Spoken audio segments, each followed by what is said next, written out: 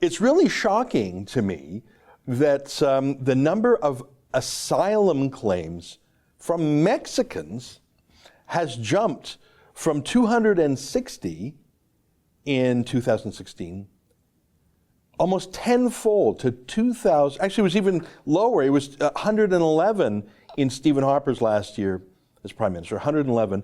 Last year was 2,445, almost a 24-fold increase. What's going on? Why are we taking Mexicans? I mean, there's no.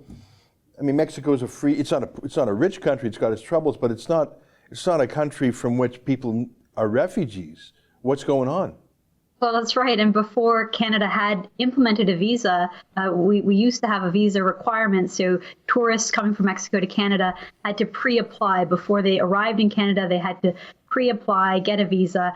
And the reason was because we had such a problem in the past with Mexicans overstaying their visitor visas, and then eventually applying for asylum. Ezra, less than 10% of all folks who claimed asylum from Mexico were bona fide refugees, were found by Canadian court systems to be real refugees. So under the Harper government, Canada implemented a visa.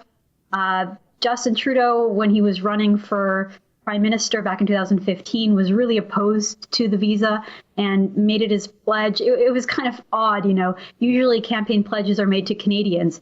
This campaign pledge that Justin Trudeau made was to Mexicans, and he promised that they'd be able to come to Canada without getting a visa. He implemented that in 2016. So many people warned that there'd be a huge spike in asylum claims from Mexicans. I was one of those people. You know, the writing was on the wall. And you know, lo and behold, the numbers come out year after year, and we're heading back in that same direction as we were before. Just endless Mexicans coming to Canada, making asylum claims. And interestingly, a lot of them never even show up to their court date. They just kind of disappear.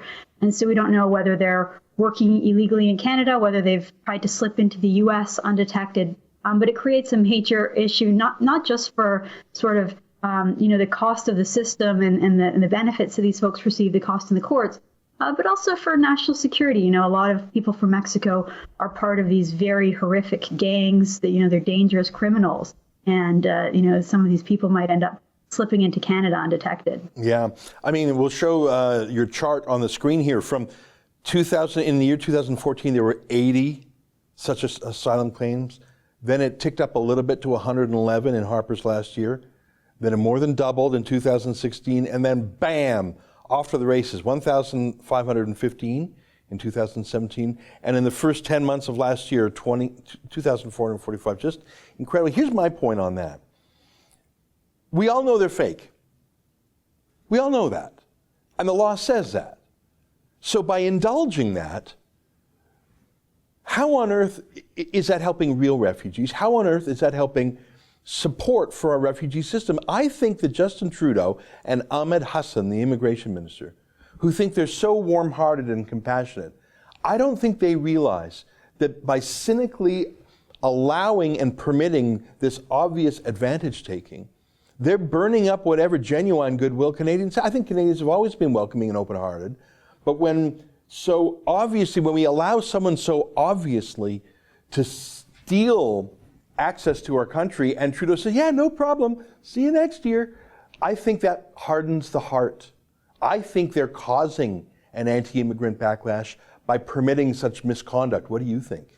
Absolutely, Ezra. There's no question about it. I mean, Canada had a visa and it worked. You can see by the low numbers in the end of the Harper era there. They found a public policy solution that worked. Look, Mexico is a corrupt country. It is a dangerous country because of lawlessness and criminal activity.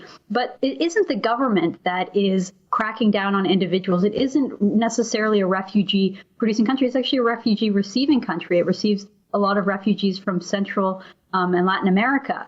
And so the idea that Canada is somehow allowing people to come in, take advantage of our tourism system, essentially, and then staying, and we don't know exactly what's happening to them. I think that is really a clear example of confusing economic migrants with real refugees in need of protection, and just sort of sloppy administration, allowing people to come and go unchecked and without the proper screening and vetting that Canada really ought to have. That's an excerpt from the Ezra Levant Show. Every day I do a video monologue and then I interview an interesting guest. And then I end by reading my hate mail. But you've got to subscribe to it, which you can do at therebel.media/shows.